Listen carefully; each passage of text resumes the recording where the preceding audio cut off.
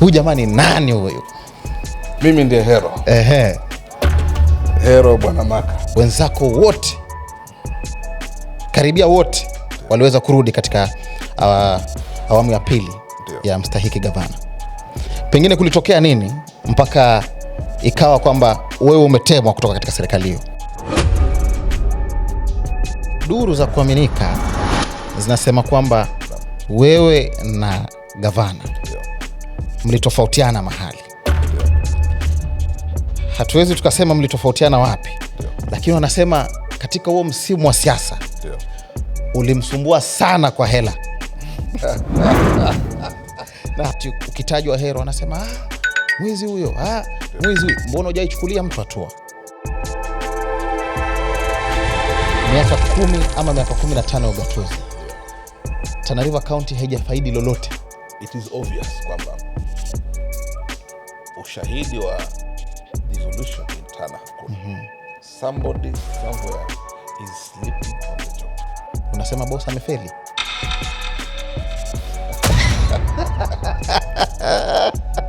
Mheshimiwa gavana Dadho Godana atakuwa anang'atuka kitini, anaenda kupigania kiti cha seneta, na you are looking forward to succeed him. Yes. Katika hicho kiti. Lakini wewe ndio unajua ulikuwa chini ya ukufunzi wake. Bado umetoka chini ya ukufunzi wake, anakusupport katika huu mchakato mzima. Manake amemwendoza mtu tofauti, lakini kwa njia moja au nyingine ana support azma yako ya kuwa gavana. Iwapo jamii itasema kwamba Hero Bwana Maka usiwanie kiti cha ugavana, njoo uwe naibu wa Hussein Dado, utakubali?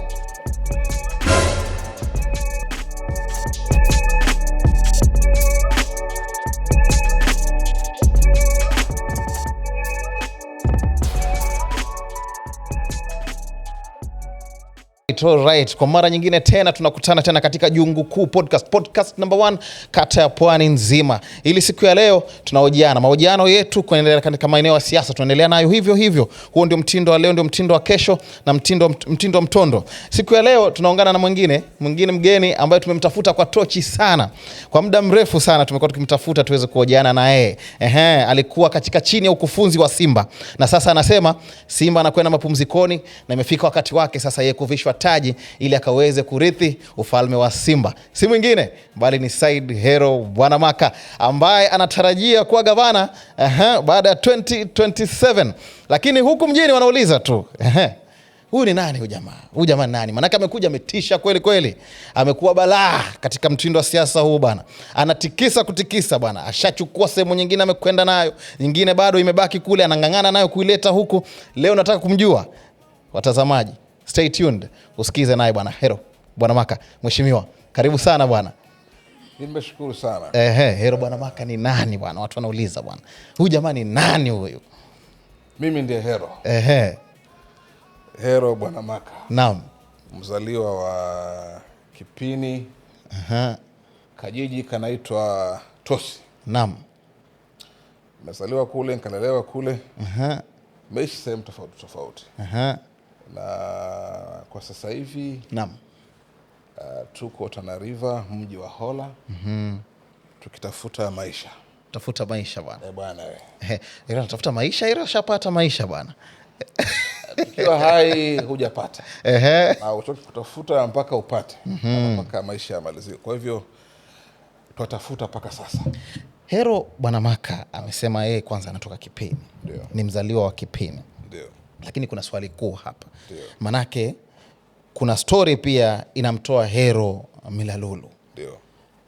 Hero ni vipi wa Kipini na ni vipi wa Milalulu? Ndio. Watu wanatafuta kuelewa ni vipi yeye wa Kipini na ni vipi yeye wa Milalulu. Kwa sababu siasa zinapozidi kutokota wanasema Milalulu yule jamaa. Ndio. Lakini Hero naye anasema bwana mimi mtu wa Delta. Kila mtu ako na chimbuko. Naam. Na chimbuko langu la Milalulu kweli. Mji wa Kumbi. Upande wa ng'ambo unaitwa Malbati. Naam. Huko ndiko babu alizaliwa. lakini yeye alihama. Alikuwa ni last born katika familia ya vijana 5 na msichana mmoja. Kwa hivyo yeye alikuwa last born na maisha yake aliamua kuhamia Kipini. So alihamia Kipini, akaenda akajistawi na akaita watoto wake wote akahama nao Kipini. Kwa hivyo mimi nilizaliwa Kipini baada ya babu yangu alihamia kule na akaita watoto wake wakahamia kule. Sisi tukazaliwa kule. Na leo ukienda Kipini sehemu ya Tosi, utapata kaburi ya babu iko pale. All my grandfathers wamezikwa, grandmother wamezikwa pale. Na baba yangu na mama yangu wako hai. Shamba zetu ziko kule. Utapata a whole picture ya maisha yetu ya Kipini. So yes, I cut across. Niko na chimbuko la Milalulu, lakini line yangu kwa muda huu iko Delta. So ukinitaka Delta niko, pia ukinitaka Milalulu niko. Na pia kuna ka line ka North. Utakapata baadaye. Uko na line mpaka North pia. Ndio. Katika zile minority si ajabu bana. Lakini maisha yako watu wangependa kujua tu, kueleza tu kwa upana. Ndio. Umeanzia wapi mpaka Hero Bwana Maka amefika pale ambapo alipo sasa? Manake tunaona katika safari yako ya kutafuta kuna mahali umeingia Lamu. Una urafiki wa karibu sana na gavana wa Lamu wa sasa Issa Timami. Imeanzia wapi mpaka ikaja kwamba umefika pale ambapo ulipo sasa? Bwana Steve, historia yangu mimi ni ndefu sana. Lakini nitaikunja kwa sababu ya hili zoezi ama hii interview leo. Nilisomea shule ya msingi ya Matangeni Primary. Na nikaenda shule ya upili kule Mombasa, sehemu ya Likoni. Baadaye form 3 nikahamia Kipini Secondary. Nikamalizia pale. Baada ya hapo, huo ni mwaka wa 2002. Baada hiyo kumaliza form 4. So tulifanya kazi za mkono mjini Kipini na mashambani. Mwaka wa 2007 mimi nikaamua kwenda kufanya masomo ya ziada mjini Mombasa. Na nikaenda nikafanya accounting. By profession kwa muda huu mimi ni certified public accountant. Baada ya masomo nikaweza kupata kazi ya sako ya walimu upande wa Kwale. Devolution ikianza mimi nilikuwa niko Kwale nikifanya kazi ya sako ya walimu. Now devolution ikiendelea, kuna staff baadhi yetu pale katika sako waliweza kuingia kwa county, that is now Kwale County. Nilijaribu lakini sikufanikiwa. Lakini kumbe bahati yangu ilikuwa iko nyumbani Tana River. So 2016 mimi niliajiriwa Tana River County kama cooperative auditor. Wakati huo gavana alikuwa ni Hussein Dado. So mwaka mzima mimi nilikuwa niko Tana River. Now in 2017 nikapata nafasi ya Lamu County kama ulivyogusia. Nikaenda kule katika treasury nikahudumu kama accountant. Wakati huo akiwa gavana ni Issa Timami. So 2017 yote ikawa niko kule. Now election ikanipata huko. Na nashukuru walinipea nafasi katika ile transition committee ya kuweza kumkaribisha yule gavana mwingine. Manake Timami hakuweza kufaulu. Aliingia huyu alikuwa akiitwa Fahim Twaha. So aliingia Fahim Twaha. Nikafanya naye 2018 Januari mpaka mwezi wa 11. That's when now nilihamia Tana River under the leadership ya His Excellency Dadha Godana. Nikiwa kama chief officer for finance. So hapa nilipo nimehudumu ama nimehudumia magavana wa 4. I think in the country, I will say I'm the luckiest person who has served 4 governors in 3 seasons. Yes. Naam. Katika service yako, ndio, wewe na mstahiki gavana ndio, mnakuja kukutana wapi? Manake uchaguzi wa masuala ya chief officer ndio, ni siasa. ndio. Mnakuja kukutana wapi mpaka mnaingiliana wewe na yeye katika mahesabu yake? Well, ni siasa kweli. Wakati akitafuta tu siasa kama hivi. Naam. Wakati mimi niko Lamu, niliwahi tembea Kipini na nikamkuta huko katika pilka ya kutafuta kiti. So nikiwa tu mwenyeji wa kule na katika wasomi, nikahudhuria kikao ambacho yeye alikuwa pale. Naam. Nakumbuka wakati huo mimi nilikuwa namsikia tu kwa redio na runinga, sikuwa ni mtu ambaye ninamfahamu ama nimemuona. So ikawa ndio mara yangu ya mwanzo kumuona siku hiyo. Nakumbuka alikuwa na, there were 3 people. Alikuwa Meja Godana, akakuwa na the then speaker, huyu alikuwa akiitwa Dr. Nasir. Hapana. Justin Kaduda. Na mwingine alikuwa akiitwa Ali Wayo. That's when for the first time nimekuja kuona hawa jamaa. Kwa hiyo yule mzee ako na memory sharp sana. Kwa sababu alinispot katika ile crowd kwamba ni kijana ambaye nimesoma. Naam. Kwa hiyo wakati fursa ilipofika sasa ya kuweza kufanya placement ama kuchagua chief officers, mwenyewe katika hikma yake aliamua kusambaza ama kuspread zile opportunities. Naam. So aliwahi kunikumbuka na akatafuta channels mpaka nikapatikana, na nikafuata a very due process ya application, shortlisting, vetting, mpaka nikapata kuwa chief officer. So that's how I became a chief officer under his leadership. Okay. Yes. Unaangalia katika uteuzi wa masuala ya chief officer pia, kuna vigezo ambavyo walikuwa wanaweza kuzingatia mbali na kisomo. Wakati anapokuchagua wewe, anakuchagua kama Milalulu ama anakuchagua kama Mpokomo Kipini ama Mbajuni? Well, mimi personally ni Milalulu. Naam. Lakini surprisingly, wakati nimechaguliwa jina yangu kwenda for vetting, naam, aliwahi kwenda mkutano pale kwetu Makere. Naam. Lakini Milalulu wangu wenyewe, I'm told a close uncle, alinikana kwamba mimi si Milalulu, ama sio katika watu wa Milalulu. Naam. By virtue kwamba naishi Kipini. Na umekulia Kipini. Uswahilini na sina chembe ama sina line ya Milalulu. Naam. Kwa hivyo kuchaguliwa kwangu haikuwa na Milalulu sana vile.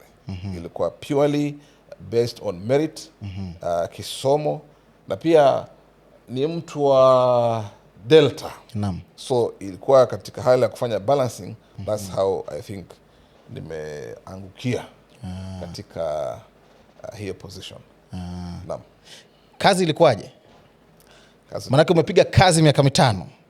Kwa fujo sana, kazi ilikuwaje? Miaka 4. Kitu mimi ningependa kukuambia Steve leo ni kwamba watu wanasikia tu chief officer finance ama any position ya chief officer. Naam. Ile position si rahisi vile.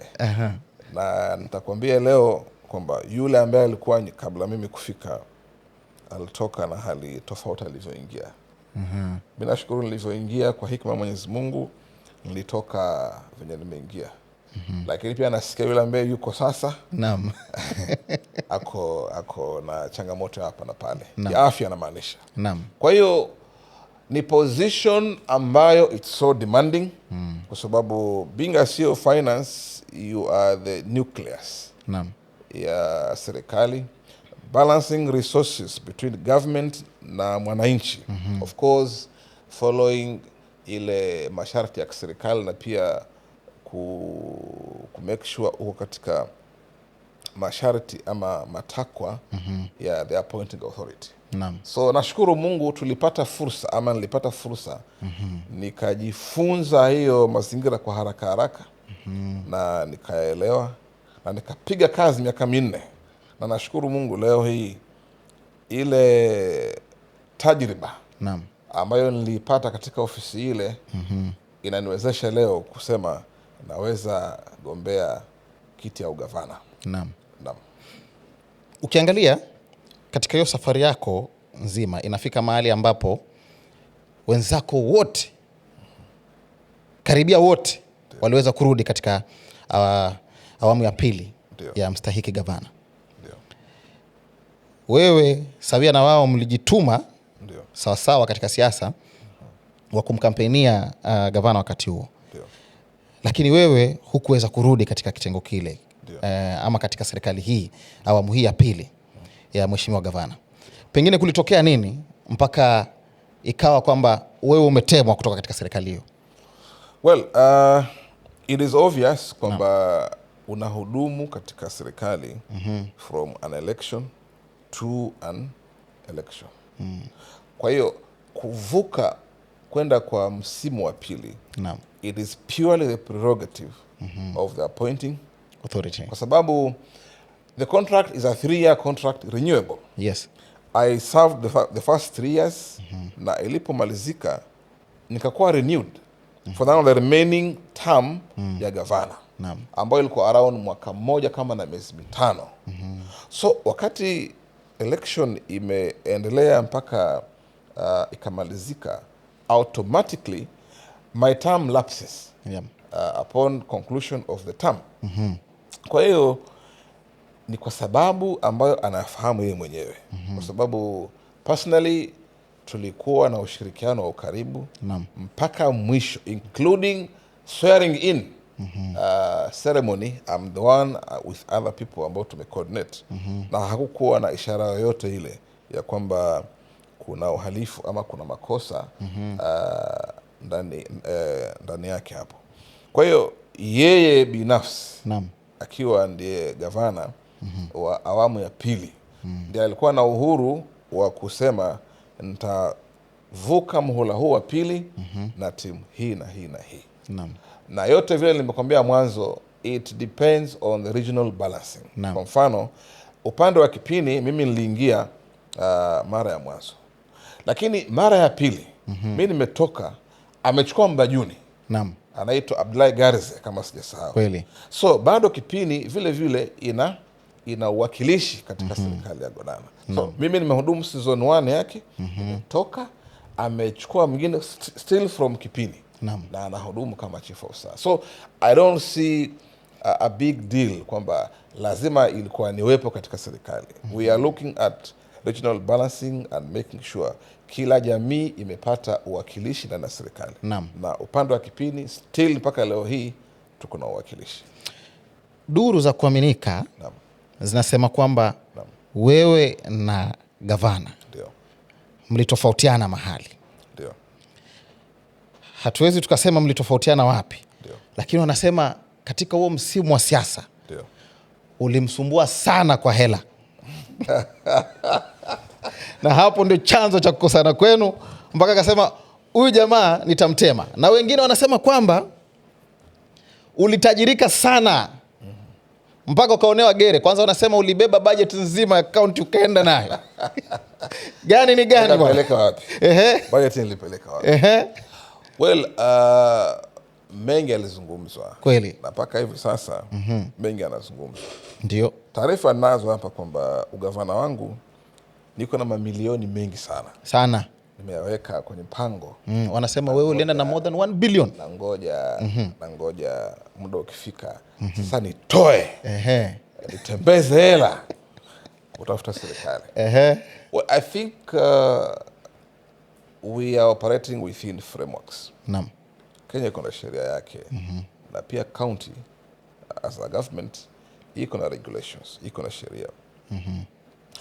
Iko a whole process namna ya kutoa fedha katika county za serikali. It is not true kwamba personally ama mimi pekee ningeweza kutoa pesa yote kama inavyodaiwa bila washirika wenzangu katika ofisi kushuhudia. 1, 2, We are a government that is audited after every financial year.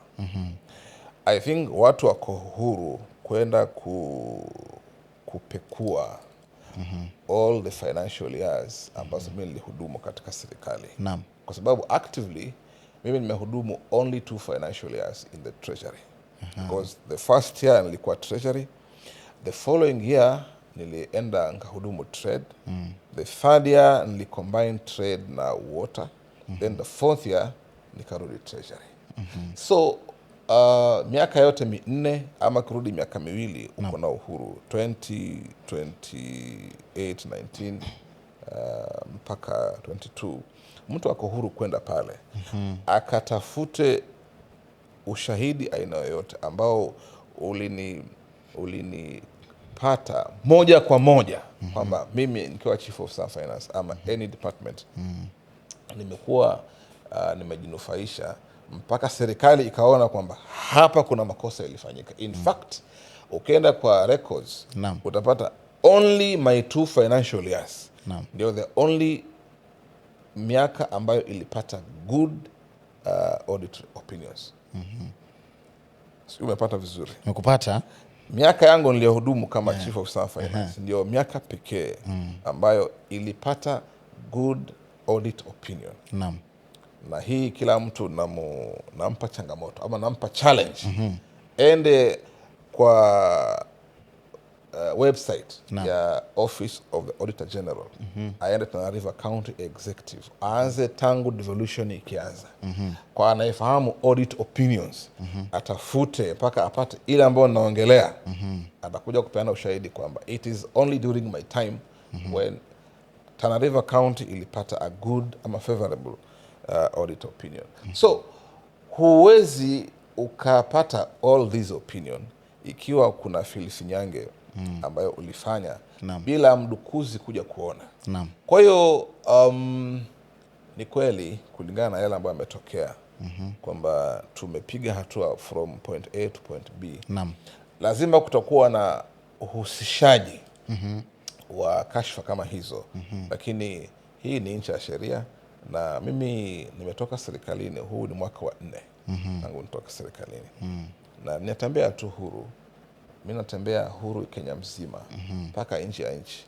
Sijawahi zuiliwa kutoka nje ya nchi just because niko na kashfa nchini mwangu. Wala kuzuiliwa katika sehemu yoyote ya county na nje ya county just because niko na shutuma aina yoyote. Kwa hivyo wale ambao wanaongea negatively kunihusu mimi nawasamehe tu na wapa challenge kwamba wasikae tu barazani na kuniongelea vibaya, bali wafuate utaratibu rasmi wa kwenda hata kwa serikali kutafuta kumbukumbu zangu na watakuta si kutoka na mguu mbaya. Mtu angetaka kujua leo Hero ana miaka mingapi? Mimi na miaka 43. 43 years. Yes. 43 years ndio anatumia sasa katika kukupiga wewe msasa. Kwa sababu kuna watu 43 years hawajaweza kuachieve yale ambayo wewe umeweza kuachieve. Kuna story wakati fulani imejitokeza kwenye mtandao kwamba gavana akiwa katika tembea zake akaona makao yako kule Malindi akapigwa na butwa. Sema huyu jamaa huyu anaishi kama Chris Kirubi. Wow. Anaishi kama bilionea Chris Kirubi. Wangetaka kujua hii mali yote mpaka sasa wanasema zuri ile zaidi ya 50 million ile. Hero ametoa wapi 50 million? Ya kujenga zuri. Ametoa wapi nyumba ile bwana ile zaidi ya 30 million? Ametoa wapi zaidi ya 30 million kujenga nyumba kama ile? Kila wanapotembea unapigwa audit ya maisha. Mpaka magari yako yanapigwa audit ya maisha. Wale ambao unataka kuja kuwawakilisha, unasema kwamba mimi nakuja kwa sura ya vijana. Na kwenda kuwa gavana anayekuja na moyo wa kuweza kuwasaidia vijana na akina mama. Lakini hawa vijana wenyewe wanauliza, katoa wapi hizi hela? Nasi tukazipate, katoa wapi? Nimesema awali Steve kwamba nimehudumu katika serikali from 2016. Si kuanzia hapa pekee. Naam. Na pesa itafanya chenye umeamrisha kifanye. Ukitaka kizuri itakupatia. Kama ukitaka kitu kibaya pesa itakupatia. Well, nikiwa katika serikali tangu nikianzia auditor, nikienda accounts Lamu, nikirudi kama CEO finance hapa. Ukiangalia historia yangu mpaka leo hii, mimi sina uraibu wowote. Unajua ziko nyenzo ama viko vyanzo vinavyofyonza rasilimali ya wanadamu bila hata wao kujielewa. Wako wale wenye anasa, na anasa ni tofauti. Kuna wale wa kwenda kuinua chupa, kuna wale wa kwenda klabu kwa wanawake, yani iko aina mingi. Ukiangalia mimi nashukuru Mwenyezi Mungu, kanibariki na akili timamu, na pia kaniepusha na anasa aina yoyote ile. Mimi hapa nilipo ni kula chakula na kunywa vinywaji halali. Naam. Ambavyo havina gharama. Havina gharama. Nikiwa CEO ama chief officer in all the departments ambazo nimehudumu, a chief officer akona mshahara ambao amepangiwa takriban 270,000. Akona marupurupu ambayo anapewa kwa sababu iko katika ile wanaita salaries and regulation, kitu kama hiyo. Sikumbuki vizuri. Imepeana SRC imepeana mfumo ama mwelekeo wa kwamba ofisa wa serikali akitoka eneo hili akienda eneo lingine anapewa marupurupu ya kumwezesha kukaa eneo lile. Na ukiangalia a chief of staff finance ni mtu ambaye ana coordinate functions of government between county level and national. Kwa hivyo kuna a lot of movement ya hapa na national. Yani kiufupi iko safari nyingi sana ambayo as a chief officer unatembea sana. So all these movements attract allowances. Ushafahamu? Kwa hiyo ukichanganya zote hizi na ukiwa huna uharibifu wa hela zile, kupata shilingi 5,000, 10,000, 20,000, 100,000, ukinunua smith, ukinunua jiwe, ukinunua mbao. Yule mwingine ameenda akanunua mwanamke akatembea naye, ameenda akafanya akachukua squad kena nao kalewa kwa club. Hawa watu wawili wako tofauti. Utapata 1 million ya mtu ambaye hana uraibu, utaiona after 1 week. Same 1 million mtu ambaye akona uraibu, you'll never see it in the next 10 years. So the only difference ni kwamba it is out of the expertise ama ile tajriba na elimu ambayo niko nayo ya proper financial management. Ndio nadhani imenisaidia kuweza kuekeza vizuri mpaka pale ambapo nimefika. La pili ambayo watu wengi pia wanakosa kufahamu ni kwamba sio mimi pekee ambaye nimefika pale nimefika. Tulikuwa chief officers wengi tu. The only difference ni kwamba wale chief officers wengine hawakuwekeza rasilimali zao eneo hili ambalo tunaishi, ama hawakuwekeza nyumbani. Waliwekeza sehemu za nje. So ni vigumu sana kuweza kujua kwamba hawa watu wako na mali kiasi gani, kwa sababu yako mahali ambayo hayaonekani. Na watu wetu si wote ambao wanatembea. Watu ni kuzunguka humu tu. So yule ambaye akona properties Malindi, Kilifi, Mombasa, even Nairobi. Mtu wa Chakone hawezi kwenda kuona Nairobi kwa fulani akona mali gani. So yes, we served government.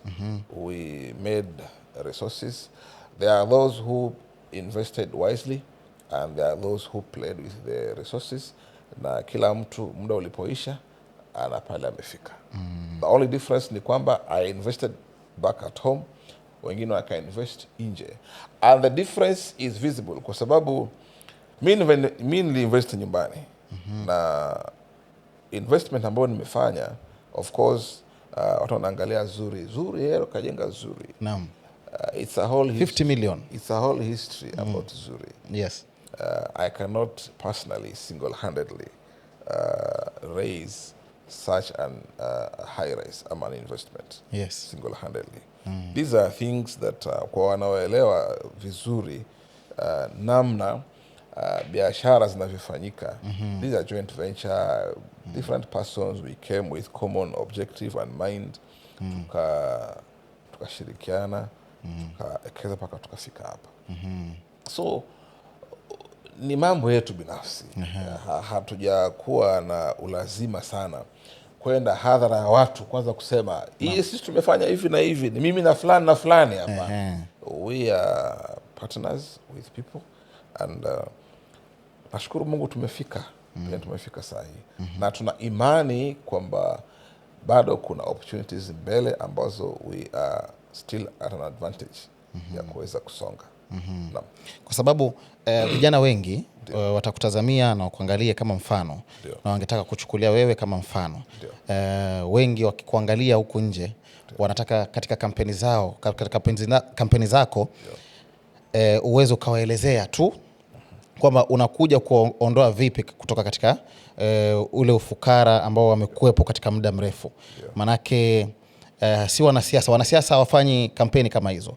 Hawakuji na kampeni za hoja na maswala kama hayo, na vijana wana maswali mengi kwa sababu kila mwanasiasa na maswali yake. Hakuna mwanasiasa ambaye utapata kwamba haangaziwi katika lifestyle yake. Lakini umekuwa sana on the limelight ya watu kuangazia lifestyle yako. Anaendesha gari hili, akona jumba kiasi hiki, amefanya hiki, na mpaka sasa katika mitandao ile yale ambayo tupo sisi, uko wewe na niko mimi, kila wakati ukitajwa Hero anasema mwizi huyo, mwizi huyo. Mbona hujaichukulia mtu hatua? Unajua mimi niko nyumbani hapa. Naam. Na mazingira ya nyumbani hapa, ukichora line ikienda hivi haitafika mwisho. Utagusa an uncle, an aunt, a sister, a brother. Yani all the circle. Ukiangalia pande zote. Naam. Kuna mtu ambaye nahusiana naye. Mimi nina watu ambao ni my own relatives. Ambao wana shutuma kama hiyo ambao unasema. Naam. Haileti maana kuchukulia mtu hatua, sababu Kenya ni nchi ya sheria. Na niko na uhuru wote kwamba mtu akiniambia mimi ni mwizi, niko na uhuru wa kumchukulia sheria ya kwenda kumpeleka mahakamani akatoe ushahidi kwa mimi nimeiba nini kweli na nimeibia nani. Naam. Na sidhani kama watu wako na ile full evidence ya kuweza kuni victimize. Kwa sababu stories ziko mtaani, haziko katika mazingira ya kuweza kuwa na ithibati ya haya ambayo yanazungumzwa. So ukiangalia all these allegations, wanaozungumza ni watu wa mtaani, ni watu wa maskani, ni vijana bodaboda, ni wazee ambao wako chini ya miembe huko, wanasikia tu Hero ni mwizi, and wanachukulia hapo wana propel hizo story. Naam. Nimekuwa na katika situation ya vitu vyangu mwenyewe kuchukuliwa, kuibiwa na maanisha. Lakini nimekuwa katika njia ya panda. Kushtaki ama kusamehe. Nimekuwa mwenye kusamehea sana makosa mengi ambayo nafanyiwa. Kwa sababu huyo mtu anakuhusu. Umemshtaki, ameenda mahakamani, amefungwa. Ana familia ameacha nyumbani. Yeye ametiwa korokoroni, hayuko nyumbani. Watoto wake wananihusu. Naam. What will happen? I'll still be compelled kuhudumia familia ambayo mtu wao nimemuondoa mimi mwenyewe. Naam. Ushafahamu? Kweli. So ukiangalia yote haya, huwezi kuwa na harakati ama huwezi kuwa na wepesi wa kuchukulia mtu hatua kwamba wewe umeniongelea vibaya na kupeleka mahali fulani. Ushafahamu? Naam. So sisi tunaangalia mazingira yale venye yako Tana River hapa. Watu wako stressed, Steve. Watu wako stressed. Watu wako idle bana. Watu wako idle.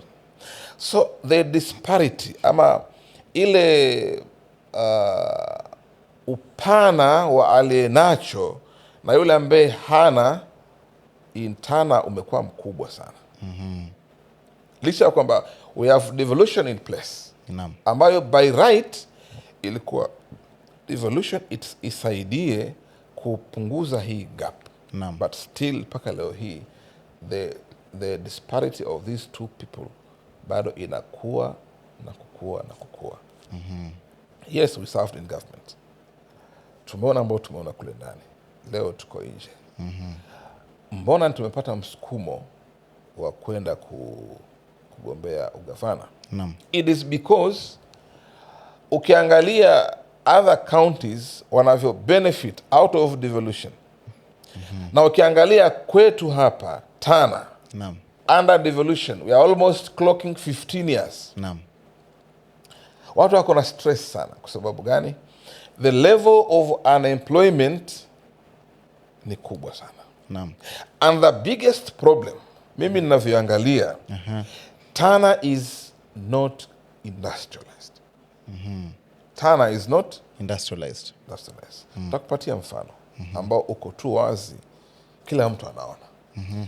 Kule sehemu za Bura tuko na gypsum ambayo inavunwa pale. Iko lorries every day zinapeleka gypsum, I think Thika, kama sijakosea. Kwa nini serikali kupitia namna zote zile istafute mfumo wa gypsum kuvunwa Tana, gypsum isiagwe Tana, whatever product inapatikana ipatikane hapa hapa? Si umenifahamu? Na kufahamu, iwapo kiwanda only one industry ya kuprocess gypsum itapatikana ndani ya Tana North. Kwanza kujengwa hicho kiwanda to take almost 1 year. Wafanyikazi wa kujenga hichi kiwanda of course will be us in Tana. So for a whole year we will be engaged in the construction and setting up of this industry. Wakati kiwanda kimeisha, now the actual production ama processing imeanza, there should be a mechanism ama a memorandum where a percentage of the laborers ama the workforce has to come from Tana. We have the skilled labor and the unskilled. Ukiangalia katika industry nyingi, wengi huwa ni unskilled. So we have the unskilled labor in Tana. Only one industry in the north could absorb almost a very big fraction of the boys and girls in Tana ama Tana North. Ukija upande wetu wa Galole hapa and kule Delta, tuko na vitu kama maembe na mahindi. We have a plant ambayo haijawahi faidi hata mkulima tangu iwekwe hapa, I think by Coast Water, by CDA hapa, ile mango processing pale Boji. Ule mtambo mimi nasikia kukasirika kwa sababu naona wakulima wengi sana wakistruggle kupeleka maembe yao Thika na Mtwapa. Maembe yaende Mtwapa, gari ni karibu 200 ziende kwa foleni, maembe hajapimwa yanaozea kwa foleni. This is somebody who has taken a loan, amechukua maembe huku, ameenda akayauze, yameharibikia kwa foleni, hawezi lipa loan. It is just a lot of stress. Kwa nini watu wasiweke vichwa chini wakatafuta through PPP? Watu wawekezaji, ardhi tuko nayo nyingi sana in Tana, wapewe sehemu, either kuboresha huu mradi ambao uko hapa ama waanze mwingine mpya. Lakini mtu akatakuuliza katika kauli hiyo, mtu atakuuliza, mlikuwa katika hii serikali na mmehudumia hii serikali, haya mawazo mliyaweka mezani? Well, watu wengi hawajafahamu the position of a chief officer, the position of a county member of a CC member ama waziri, na wale wengine wakubwa. Running of a county government iko na tabaka. And mostly majukumu ama decision making inafanyika at the cabinet level. Cabinet ni gavana, naibu gavana, the county secretary na mawaziri wake. Sijui imeeleweka. Chief officer sio katika cabinet, hakai katika mkutano ama level ya cabinet. Mpaka hapo sijui umeelewa. Kwa hivyo haya ambayo ninakwambia imekuwa vigumu kupenya mpaka yafikie sehemu husika. Purely because mimi nilihudumu kama chief officer, sikuwa katika cabinet. Imekuwa vigumu kushare mawazo yoyote yale mimi na wale wa chief officer wengine kuweza kufikia level ya cabinet ili ya kuwe katika ama ya kuwe put into use. Umenifahamu?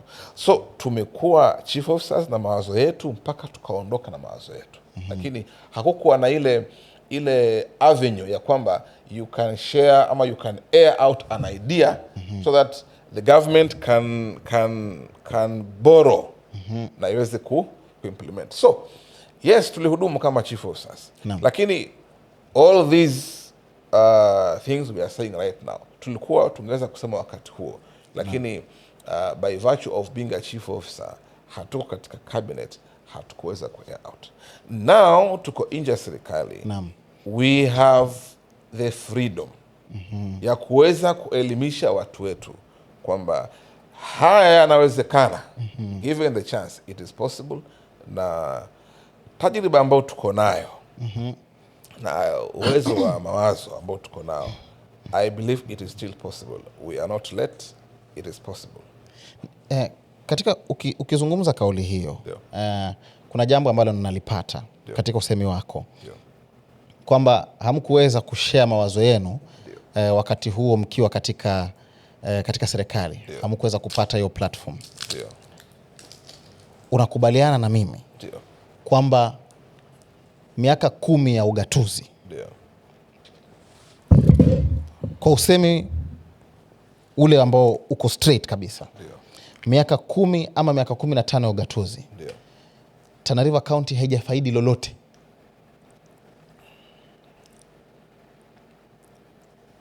Chini ya miaka 15 ya ugatuzi. Yote ambaye anaishi Tana hahitaji swali kama hilo. Sababu it is obvious kwamba ushahidi wa devolution in Tana kuna. Tutakupatia mfano kwa hesabu ya haraka.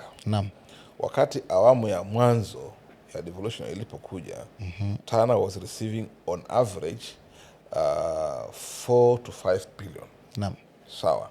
So we can average 4.5 billion. Yes. Sawa. 4.5 billion, okay, multiplied by 5 years, 22.5 billion. 22.5 billion. Hiyo ni awamu ya mwanzo.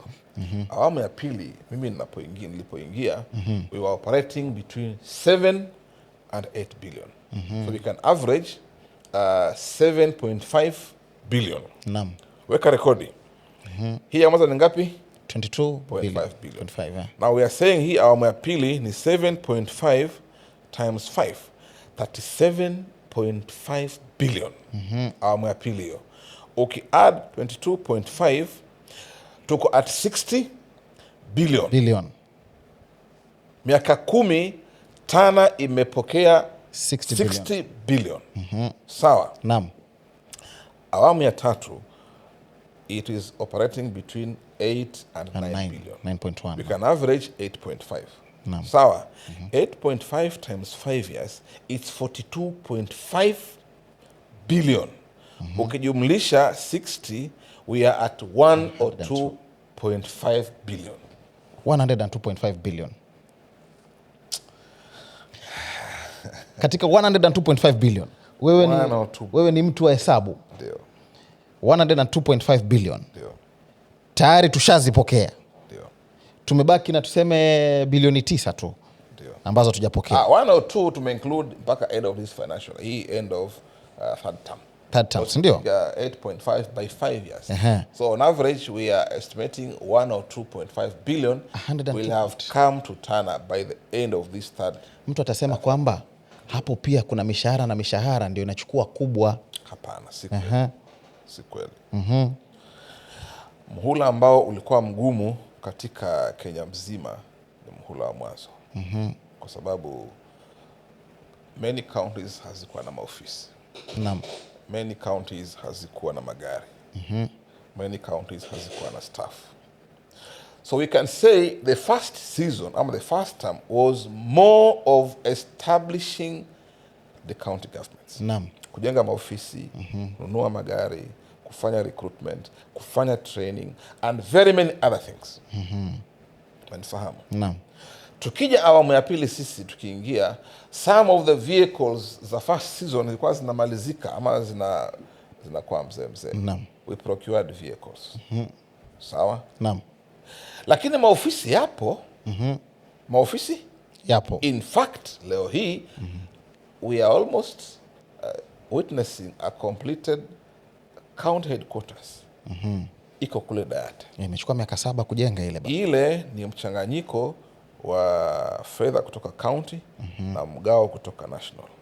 Katika kumbukumbu ninazokumbuka kwa nini ile nyumba haijamalizika, mgao wa county ulimalizika. Ama allocation from the county government ilienda ikamalizika. The bit from national ndio kulikuwa na hitilafu hapa na pale. Naam. Lakini sio kweli kwamba kila mwaka tunaohudumu tunajenga ofisi mpya. Si kweli. Gari tuko nazo, maofisi yako, personnel wako well trained already. Sio unifahamu. Naam. So ideally kwa muda huu ambao tunahudumu na tunakoelekea, hela mingi ingeekezwa ama ingeelekezwa kwa mwananchi. Sio unaelewa? Nakuelewa. Lakini where is the problem? Utakuta most of the development budget haitumiki, ina roll over into financial years. Pesa ambayo inamalizwa haraka of course automatically ni mshahara na pesa ya allowances ama ile recurrent. Hiyo ndio kumalizwa haraka. Nakupatia mfano. Naam.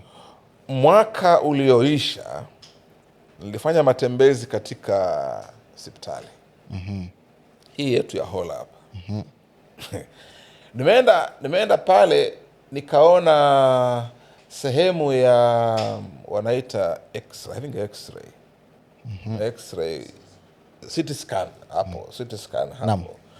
CT scan nakumbuka mimi nikiwa serikalini iliwahi kuja kufunguliwa na the first lady wa Margaret Kenyatta. Alifungua vitu mbili. Naam. Alileta Beyond Zero ile truck kubwa na akafungua CT scan. Utafahamu. So si kitambo nimefanya matembezi kwenda pale. Kenda nikaona CT scan imefungwa. So nikaomba wale wahusika niweze kuingia ndani. Nilipoingia ndani nilipata machine ile, the CT scan machine yenyewe iko pale with a lot of dust. Lakini ishara ni kwamba bado ni mpya. Just that haifanyi kazi. So nikauliza kwa nini machine kama hii inakuwa na vumbi hivi? Nikaambiwa haifanyi kazi kwa sababu mjengo ambao umehouse hiyo mashini uko condemned because of cracks katika ukuta. Nikiwa mtu ambaye nimefanya ujenzi kidogo hapa na pale, nikaangalia kwa haraka ile jengo halifiki milioni 8. Halifiki milioni 8. 7-8 milioni hapo. But it is 3 years hiyo building iko condemned. CT scan iko pale haiwezi kutumika. As a finance person, I just went to the budget ya huo mwaka ambao uliisha na nikaona Department of Health walikuwa allocated 1.9 billion. 1.9 billion. 1 billion was purely for recurrent. 900 million was for development. I went there around May, ambayo ni a month before end of the financial year. Yes. They had spent 95% of the recurrent. Washa tumia. They had only spent 5% of development. That is 900 million, wametumia only 5%. And it was in May. Here we are with a condemned structure of 8 million. Yani kwa 900 million of development wametumia 45 million peke yake. Kitu gani tunashindwa kutumia kutengeneza CT scan building ili mwananchi aweze kwenda pale apate huduma. I saw one day somebody lamenting katika group hizi zetu za Tana River akisema inakuwa vipi we are referring somebody for CT scan to Malindi just because kwetu hakuna. Nikakumbuka tu kusema it's true, yetu pale haifanyi. So we are almost in the 9th year of no, in fact tumemaliza 9th year. 14 years of tumemaliza the 9th year of we are now 14 years devolution. Yeah. Sindio bana? Mambo kama haya si sawa. Mambo kama haya si sawa. Devolution imekuja, we have struggled kujifunza, now we know what devolution is. It is time to just operate seamlessly. Kwa nini mpaka leo tunapitia hali kama hizi? Somebody somewhere is sleeping on the job. Menifahamu? Naam. I cannot be a governor today with Yes. all the experience I have. Na nikuwe na staff ambaye hawezi procure a building ya 8 million with 900 million for a whole financial year. For 12 months you can't spend milioni 900 paka wagonjwa wanakuwa referred Mombasa ama Malindi na hawezi tengeneza mazingira. Unasema boss amefeli?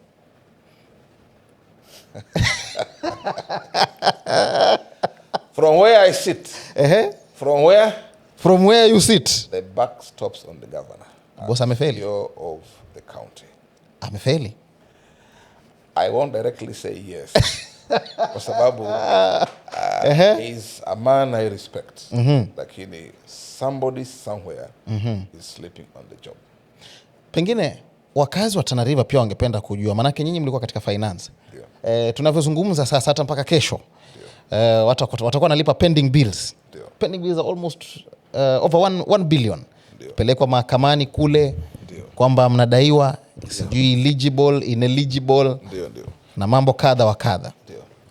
Over 1 billion. Chini ya na hizo 1 billion zingine pia zimetoka kule katika enzi za Mheshimiwa Hussein Dado. Mheshimiwa Hussein Dado anasema alipotoka aliacha pesa za kulipa pending bills ilikuwepo. Karibu milioni 600. Ajabu, mlipoingia katika serikali pending bills zikazidi bilioni 1. Kwamba mlifanya audit, mkafanya nini mkapata kwamba si milioni 600 ni zaidi ya milioni 600, sijui zimeingia 1 billion. Lakini watu wanauliza, hizi 1 billion mbona hivi vitu tuvioni sisi? Changamoto iko wapi? Ama kuna ujanja gani katika system ambayo tunafaa kuijua sisi? Pending bill is a Pandora box. Pending bill is a Pandora box. Na ningependa unisikize vizuri sana. Naam. Katika hili pending bill ya Hussein aliyotuachia ama aliyoacha akitoka wakati alipoingia gavana Godana. Naam. Ndo alikuwa alipe. But tunarudi nyuma because kiasi Hussein atoke, he had served 4 years. I think his last year budget ndo assembly haikupita. Roll over, Godana akawa na budget 2. Alikuwa na ya Hussein na yake. Chasikia. So for those 4 years, mbona kuwe na pending bill mwisho wa mwaka ama towards his exit? Kwa nini kulikuwa na pending bill? Sio, umeelewa? Naam. Pending bill ni mahali kunafanyika uhalifu mwingi sana. Kwa sababu inavyofahamika, the best practice ni kwamba unapeana kazi ambayo one is approved in the budget. Naam. Alafu iko na allocation yake. Sawa. Naam. Uko na choice ya kupeana hiyo project either mwanzo wa mwaka or towards the end of the financial year. Naam. Lakini unapeana kazi ambayo iko na allocation. So whether ulipeana mwanzo wa financial year or mwisho wa financial year, still iko na pesa yake. Kwa mfano sasa, tunapeana kazi ya kujenga darasa mwezi wa Mei. Naam. We are hardly 2 months before The end of financial year. Of the financial year. Naam. Tunapeana hii darasa tukiwa budget yake iko, assuming the classroom is 5 million. Sawa. Tumepeana hii kazi 2 months towards the end of the financial year. This person amefanya kazi to a level akalipwa 2 million.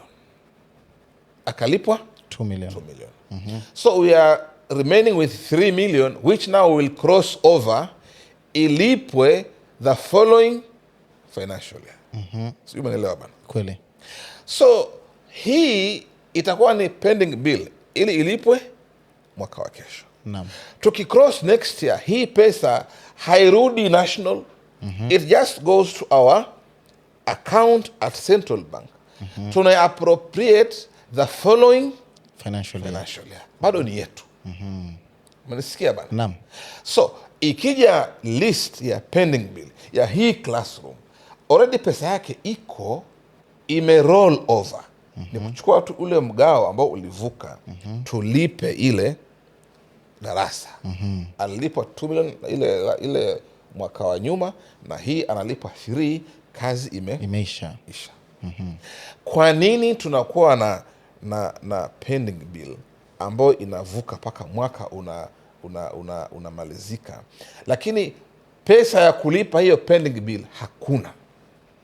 Yani kwa mfano, a pending bill of 1 billion, lakini pesa ambayo yarudi treasury ama ya CBK ni milioni 500. Sijui umenielewa? Ilikuwa hii 1 billion ni kazi kutoka wapi? Budget yake ilikuwa iko wapi? Sijui umeelewa? Let's not rush to blame Godana because he is unable to clear the bill. Kuna mahali bill ilianzia. Naam. Kuna mahali ilianzia. If we truly awarded people tenders budgeted for, mnifahamu? Naam. Ni kwa nini ile bajeti ambayo ilivuka mwaka haikuweza kuclear zile bills? The truth ni kwamba hizi pending bills zilizaliwa within the system. Yes, cumulatively. We closed the year, tuko na 100 million worth of pending bill. Tukiingia mwaka wa pili inakuwa 300. Inakuwa 300. We struggle that financial year, tunafunga na 500. Tukivuka mwaka ule mwingine inakuwa 700. Mnifahamu? Pending bill has been eating our budgets over time. Kumaanisha, yes, jamaa wanazitengeneza pale, si kwamba ni vitu halali. 100 ni halali. Kati ya pending bill ya 300 million, 100 million ni halali. 200 million ni dili. Ukora tu ndani ya system. Exactly. Kweli kabisa. Na ndivyo ilivyo mpaka sasa. Sasa mimi nimetoka. Wala sina kumbukumbu kwamba, kwa sababu kuna wakati imekuja mpaka ikafika karibu bilioni 2 pending bill yetu. Let me tell you one thing. Naam. Let me tell you one thing. If I become governor today, naam, I will parade all these people claiming they have pending bill. I'll parade them. Kila mtu aniambie kama ni mjengo uko wapi? Naam. Na aliyempa award letter ni nani? Iko wapi? Na award letter iko wapi? Na pesa ngapi ulilipwa? Unadai ngapi? Mnasikia? Naam. That exercise will eliminate 3/4 of that pending bill list. Unasikia kwa county huko. It's time tuambiane ukweli. It is time tuambiane Kweli. Let's have these people paraded mahali tuangalie hivi. Fulani yako ni gani? Ni hii. Let's invest once and for all. Let's audit. See, let's not depend on people coming from elsewhere at coming to audit, telling us eligible. We can audit ourselves. See, I'm an accountant. Naam. Equally an auditor. Mimi ni gavana ambaye nitakuwa mtu. Sikia, ni kazi ambayo nimefanya, ni kazi ambayo nina tajriba nayo. Huwezi nipeleka corners. Pending bills itamalizika tu. Huu ukora pending bill hapa county hapa utaisha. Because we will put to task those who claim to have pending bills in government. Watuambie walifanya kazi zipi. Physically, we will visit. We will spare a whole month.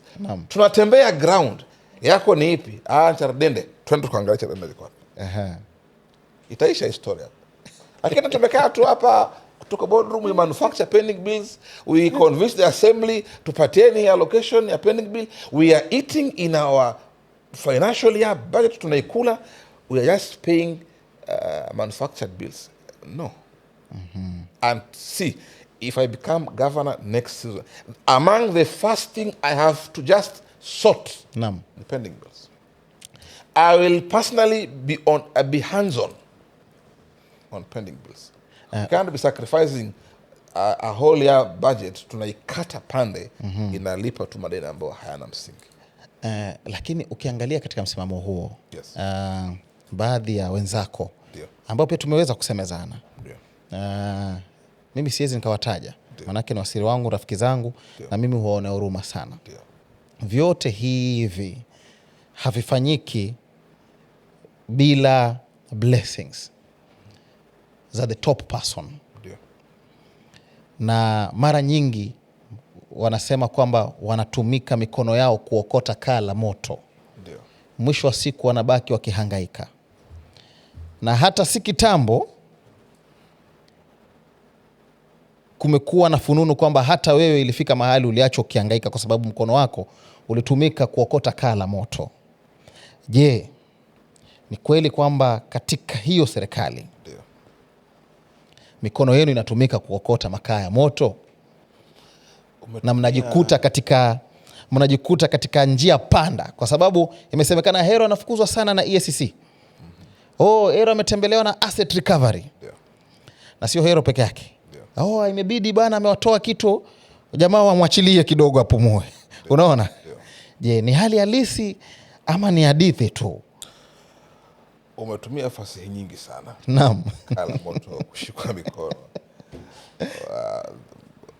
Mule mtu wa juu, singependa kujibu directly. Naam. Ikiwa sijafahamu kinaga ubaga kwamba tumetumika katika muktadha ulivyouleta.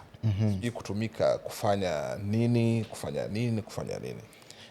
Ila ni kwamba wanaodai kwamba mimi nimeteseka ama nateseka paka leo, I think I've said it in my opening remarks. Kwamba I am now 4 years. If we get to August this year, I'll be 4 years clean out of government. Miaka 4.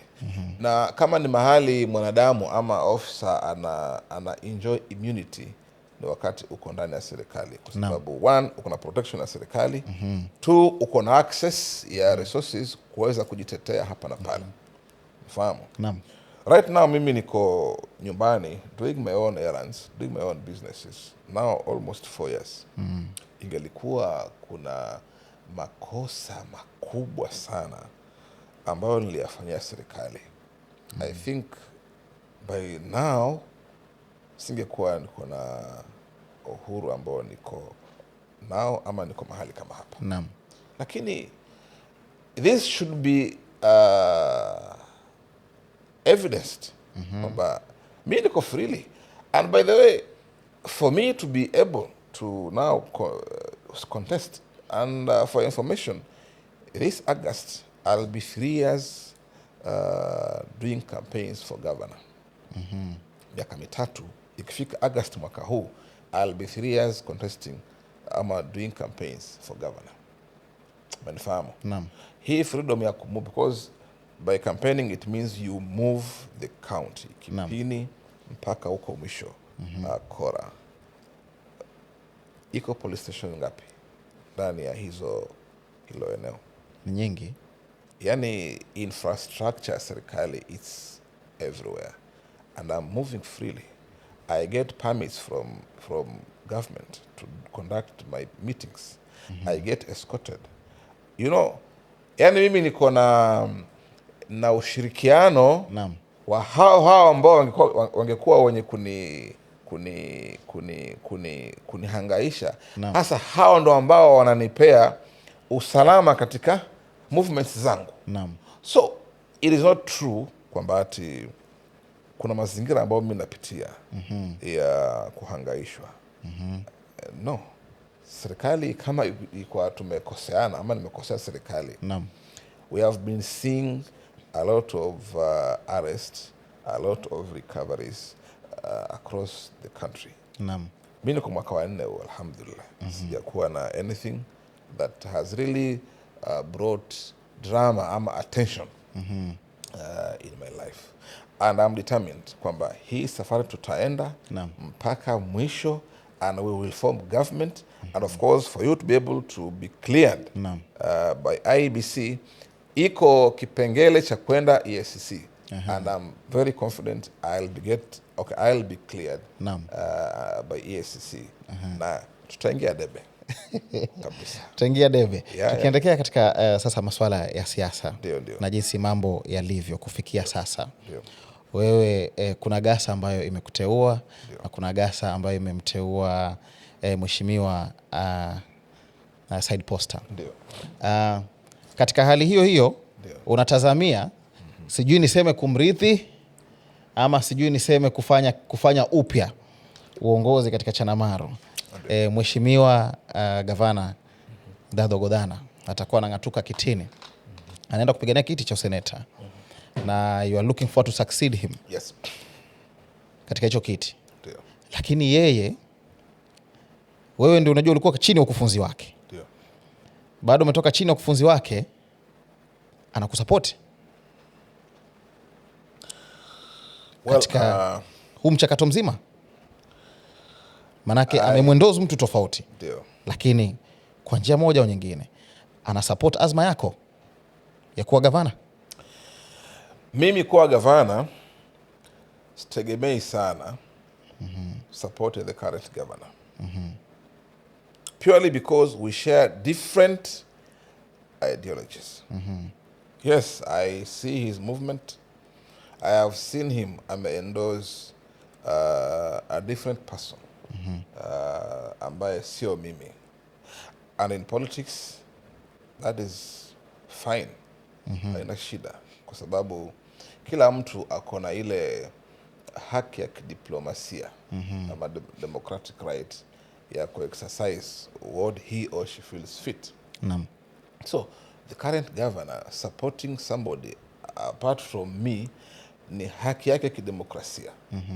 Mimi nami I have my democratic right ya kuweza kuongelesha wananchi wa Tana.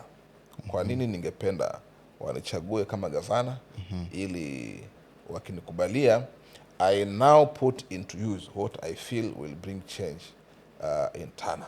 So back to although kupata vizuri swali lako la wazee wa gasa, maybe if you can repeat it again. Gasa sasa ziko mbili. Yes. Kuna gasa nyingine ambayo imekuteua wewe. Kama tulivyokuwa na mzee hapa, mzee Gibran akasema kwamba wao wamepata mwana kutoka Tana Delta kupiga kuwania kiti cha gavana na ni Heru. Kisha kuna gasa ambayo ni mzee Akare ambayo imeweza kumteua Said Hiribai. kuwania kiti cha ugavana katika kaunti ya Tana River. Na vuguvugu hilo linasonga kwa mpigo sana. Pengine kufikia sasa, wewe msimamo wako uko wapi? Kwa sababu kunaonekana kuna mgawanyiko katika jamii ya Pokomo na vile vile katika Chanamaro. Ndio. Kwanza ieleweke wazi kwamba mimi ndiye mgombea pekee ambaye wazee wamenitangaza mbele ya watu kama mgombea. Hao wengine unawataja haijawahi patikana mahali yoyote kwamba gasa yake ama wazee wake wamempeleka hadhara ya watu kusema kwamba huyu ndiye mgombea. So I think I'm the only candidate so far ambaye wazee ambao wako aligned kwangu, ambao ndio the majority, walio nitangaza kwamba I am the candidate vying for governor. Yes. Saizi imefika race inaelekea katika very intense moment. Ndio. Na tuliona kwamba ulirudi, na uliporudi ukaanza kupiga siasa ukiegemea sana upande wa Milalulu. Ndio. Mwisho wa siku, pale awali walikuwa na shauku zao. Nani hao? Watu wa Milalulu. Ndio. Kule mwanzo ulipokuwa unachaguliwa chief officer. Ndio. Kufikia sasa, ndio, wamekukubali? Na je, kama wamekukubali, ndio, wewe ndiye mwana wanayemleta katika kiti cha ugavana? Ndio. Na vile vile Kipini nao ambao walikukubali kutoka kule mwanzo ukiwa unateuliwa kuwa chief officer, na wao wamekukubali na wakakuteua wewe kama gavana, ama unakwenda kwa katika mbio gani? Nimekuambia sasa hivi kwamba mimi ndiye mgombea pekee ambaye wazee wamenitangaza mbele ya watu na wakapeana idhini kwamba nitembee across the county. During my appointment as chief officer, it is true, my community in Milalulu hawakuni support ama walinikana. Lakini baada ya kwamba nimepewa nafasi katika serikali, venye nimeishi na wao, wakaja wakaelewa ni kwa nini ama ni vipi nilivyoishi na wao, wakaweza kunikubali. Kwa sababu leo hii Milalulu wako na 3 locations. Wako na 3 locations. Ukienda Makere location, ofisi ya chifu ya Makere location imejenga mimi. Imejenga mimi. So, and very many other things. Iko cooperative Makere pale, Makere Gorei, ilikuwa ina changamoto nyingi sana. We managed to help each other, including paying electricity bills. Mpaka leo hii it's operating. Kuna vikundi vya mama kule sehemu za Kumbi ambao wanafanya small scale processing ya mango juices. Tuliwafikia kule na tukakaa na wao, tukapanga baadhi ya mambo, including offering financial support. Umenifahamu? And very many other things. So kulingana na tulivyoishi na wao, ilileta ile ujamii kwamba huyo kumbe ni kijana wetu, na tumeweza kusaidiana na wao mpaka leo hii. I'm telling you today, Milalulu starts from Galamani mpaka Nyangwani. If you go there today, these people are just talking about hell. For 2 major reasons. One, hii second term ya Meja Godana haina Milalulu. Haina Milalulu. Hata kwa MCA hamko. They are very bitter about this. How can the Milalulu community ama Pokomos vote 90% for Godana and fail to have even a single chief officer? Kwa hili, they are very bitter. Very Bita. Na hii nakwambia leo, hawa jamaa sio wale ambao wanaongea mingi, haongeongei sana, lakini huko tu kama ni zipu tushafunga. Hata ukisikia some fellows wanaongea asu ni fulani, sisi ni fulani, watu wanatafuta maisha. Wanatafuta maisha. Nitakusifu uniangushie kitu mimi nikule. Naam. But trust me, this coming election, Milalulu will shock the county. Naam. So kule ni kwangu, kule ni kwako. Naam. I am now their son. Banisikia? Kweli. Hawa watu I think for over 15 years walikuwa wanapigia kura watu wakuja.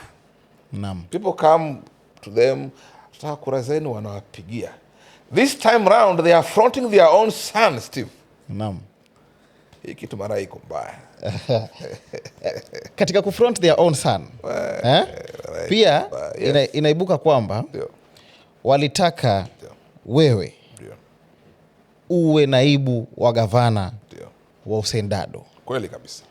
Na pia kumetoka tetesi kwamba Hero amesimamishwa na Hussein Dado kugawanya kura za Wapokomo. Una yepi ya kusema kuhusu hayo?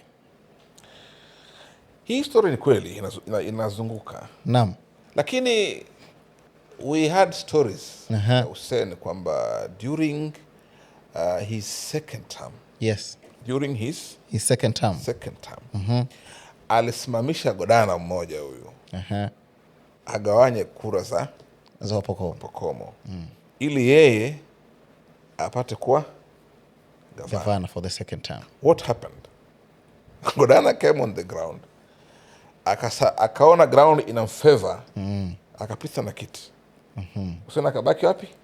Akabaki mataani. Naam. Hussein huyu ndiye leo anasemwa tena kwamba amesimamisha Hero akagawanya kura ya Wapokomo. Mzee si mjinga bana. Naam. Mzee si mjinga bana. Yaani juzi apigwe tena leo arudi same mistake. It's not easy, boss. So yes, iko story kwamba mimi ni project ya Hussein. Naam. But trust me, it cannot. Sababu gani? If you look at the Pokomos right now, Naam, we have only 2 candidates vying for governor. kwa tatu aswa? No, wale ambao wako wale wengine wacha bana. Wacha nao wengine. Unasema farasi ni wawili? No. Kwa sababu kuna wewe, kuna Said Poster na kuna Hassan Moroa. Wacha hao wengine kina Hassan Moroa. Wacha governors from Pokomo side right now. Ni mimi na Said Poster. Naam. Ni mimi na Said Poster. Upande wa pili tuko na mzee veteran. Tunamheshimu sana. Hussein Dado. We were for the longest time waiting for a candidate kutoka Irba. Naam. Wameshindwa kutoa candidate. We have rumors kwamba Irba imepasuka. Nyumba imetawanyika. Irba. So we can confidently say we have 3 aspirants. Naam. Ni mimi Hero Bwana Maka. Ni mzee Hussein Dado. Naam. Ni Said Hirbae Poster. Naam. Tufahamu. Ground inasema upande wa Pokomo sasa. Katika Said na Hero, the priority ama the option, the first option ni Hero Bwana Maka. Kama sio Hero, basi ni Hussein Dado. Sio, umeelewa mpaka hapo? Nimekuelewa mpaka hapo. The first option ni Hero Bwana Maka. Kama sio Hero ni Hussein Dado. Saidi yuko wapi? Saidi? Iwapo yes, jamii itasema kwamba Hero Bwana Maka usiwanie kiti cha ugavana, njoo uwe naibu wa Hussein Dado, utakubali? Tutategemea maoni ya wananchi. Naam. Hatuko hapa kujilazimisha kwao. Naam. Mpaka ieleweke vizuri. Hawa wananchi ndio ambao tunaenda kwao kuwaomba watupee nafasi. Naam. Ya kuweza kuwapea huduma. Chofahamu. Naam. Maoni yao yanakuja mwanzo. Maoni yao yanakuja mwanzo. If the way you put it, watakuja kusema toka hapa enda hapa. Waislamu wanasema samina wa atwana, yani nimesikia na nimetii. Naam. Lakini nakwambia leo. Nakwambia leo wewe mwenyewe unanihoji hapa. Naam. Na yeyote anayesikiliza huu mdahalo. Naam. Akiwa mkweli wa kusikiliza ground. Naam. Hiyo situation yako ama hiyo taswira yako, yes, haitawahi tokea. Kwa sababu gani? Hawa watu wote washahudumu tayari. Naam. Washahudumu. Hussein served as governor full term. Said is now the current MP, in fact second term. Naam. Imeeleweka hiyo? We have seen their traces as leaders in offices. Mapungufu yao yashaonekana. Naam. People are now saying we want a change. We want to start afresh. Shafahamu? Naam. Alafu isitoshe. Hawa watu hata umri wao umeenda sana. Umri wao kuna age ikifika you have to rest. So unaelewa? Naam. Kuna umri ukifika you have to go back home, ukae na wajukuu. You cannot still be struggling to be in office and then continue failing us. Yani we have failed for 3 terms. 1 or 2 billion 1 or 2 billion Naam. has no trace in Tana, kwamba Tana River hii imepokea 102.5 billion. Social hall ukienda pale ni aibu. Ukienda hospitali hapa ni aibu. We lost a mother out of a snake bite for loss of ile antivenom. Unasikia? Juzi a mother delivered in the corridors. There was almost a demonstration at the hospital. Unasikia? Naam. We held the coast, I think the coast, many schools came here for drama festivals. Yes. We held the coast drama festivals in this hall. A very big shame. A very big shame. Look at our stadium. That stadium. I challenge you today. Go and check records. How much has been spent on that stadium? Na venye iko sahi. It's a big shame, Steve. So hawa viongozi ambao wamefanya haya again, we want to recycle them back for the next 5 years. It can't happen, Steve. Wanasema kwamba Hero, na hili pia limesemwa na mpinzani wako Said Hiribaye, kwamba Hero hana track record, kwamba aenda akatafute track record kwanza, anzie MCA kule.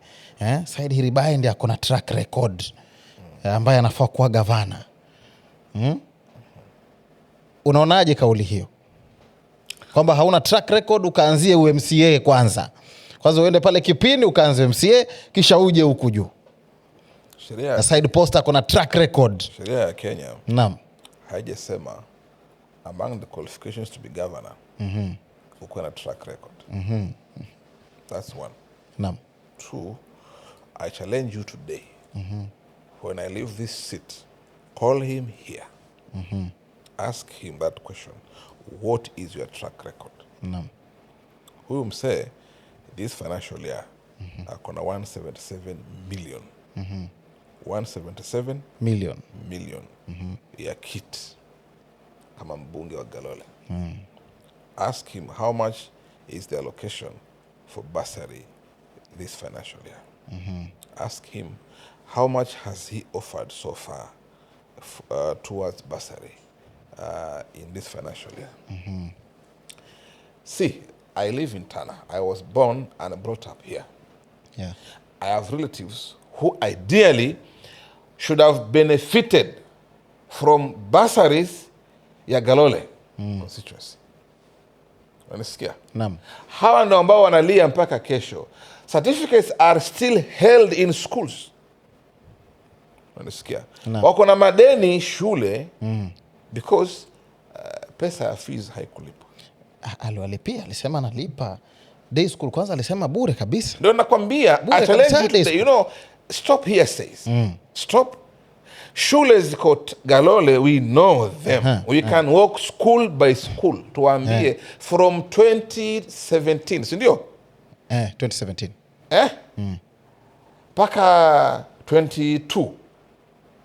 How much was spent for bursary? Who are the beneficiaries? Records are there.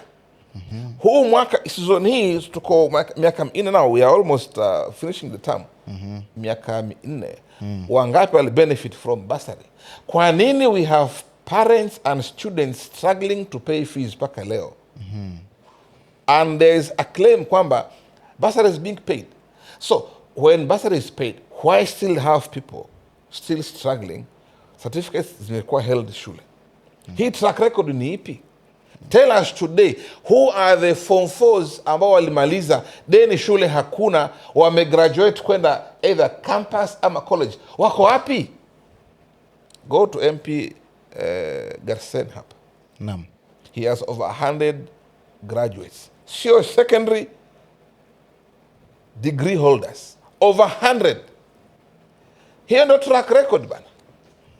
Wacheni stories, Steve. Wacheni track record kutuambia huyu ameanza form 1 akamaliza form 4. Certificate yake ndio hii. Hawa watu wako wapi? Mnasikia? Naam. Mimi sina track record kweli, because I've never served in a political office. Naam. Ndio napewa kit na manage mwenyewe. Naam. Office mimi ndio serve pale ni kama karani tu. Nipewe duka niuze, nipeane returns. Naam. I can't develop a track record as CEO Finance. I'm just a cashier kule. Mnifahamu? Naam. So we cannot argue because of track record. Already alipewa fursa ya kutoa track record, hakutoa. Yeye ambaye alikuwa atoe hana. Na mimi ambaye nilikuwa sina because sijapewa fursa. Naam. Ayo, acha bana. Pengine kwa sasa kauli ya mwisho tukiwa tunamalizia. Ndio bana. Mtana anatarajia nini kutoka kwa Said Hero Bwanamaka? Maanake siasa ndio tayari inaanza. Hatujaona mkono wa Hero Bwanamaka ndio katika haya yote, lakini mkono wa Said Ribayo unaonekana kila mahali. Ndio. Amekwenda pale ametoa mchele, amekwenda pale ametoa maji, amekwenda pale ametoa soda, ameenda mazishi, ameenda Heremani. Hero atumuoni. Ningependa kukuambia kitu, Steve. Naam. Mbunge Said Ribayo ni mbunge mwenye ako ofisi leo hii mpaka mwisho wa huu muhula. Naam. Ama mwisho wa mwaka huu. We ama those people in Galole deserve the 177 million worth of service as people in the constituency. Itakuwa sio sawa kabisa. Naam. Wananchi hawa kukosa huduma ya mbunge wao just because mbunge wao amechange focus from working as MP but rather campaigning to become governor. Unasikia? Naam. He's an MP. He deserves, or the people deserve service from the MP. The worry we are seeing hapa ni kwamba monies ama fedha ama pesa ambayo ilikuwa ipeane huduma kwa mwananchi wa Galole, hiyo pesa haifanyi majukumu hayo. Naam. Bali inanufaisha watu wa eneo bunge zingine, kwa mfano Delta ama Garsen na Bura, sababu ya campaign, na pia kuleta vurugu kwa wazee. Wazee wetu ambao by right ilikuwa watupatie mwelekeo. Hela hii inatumika kwa wingi sana kuchanganya hawa wazee, kuwapeleka huku, kuwapeleka huku, kuwapeleka huku. This is disservicing our people, and I'd wish to put a challenge on the people of Galole, hasasa wale wasome. It is possible to visit the CDF ama the MP's office and ask for accountability for at least the first 6 months ya hii 177. Huwaona hii pesa imepitishwa na imeletwa, what has it done? Unifahamu? Upande wetu tunasema we are coming up with very good plans ya kuweza kufikia wananchi wote wa Tana, Kipini mpaka Mbalambala, ili waweze kutuelewa. It is true, mimi sijulikane sehemu nyingi.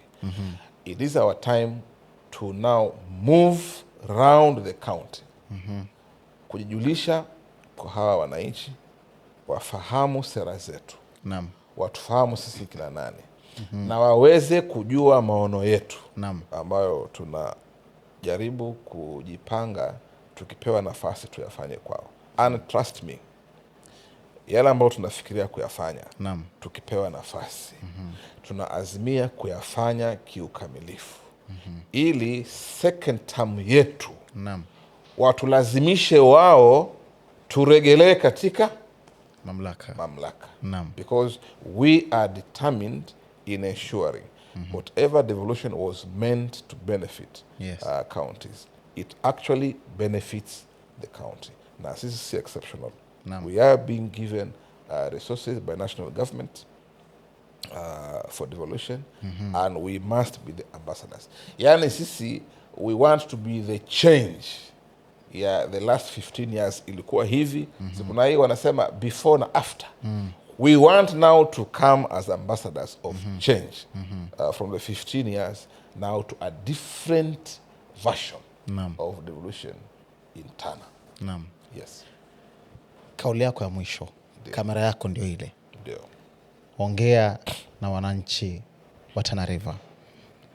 Wewe kama gavana mtarajiwa 2027. Ndio. Sema na kauli yako ya mwisho tukiwa tunafunga makala haya. Well, very well. Wananchi wenzangu wa Tana River, mimi ndiye Hero Bwana Maka. Na leo hii niko mbele yenu kuwaomba na kuwasihi kwamba mnichague kuwa gavana wenu 2027. Tumekuwa na chaguzi, tumekuwa na viongozi, saa hii ni awamu 3. We are all in Tana, na sote tunaona pale tumefikishwa na viongozi hawa. Mapungufu sote tumeyaona. Nimekuja kwenu kuwaomba na kuwasihi kwamba nikiwa mwananchi na kijana wenu wa Tana, tushikaneni mikono, tulete mabadiliko ili manufaa ya ugatuzi yaweze kunufaisha mwananchi wa Tana. Asanteni sana. Ndivyo ilivyo, mpenzi mtazamaji. Basi limeiva, moto tumeuzima, jungu kuu tunalibandua. Hadi wakati mwingine, tuonane tena.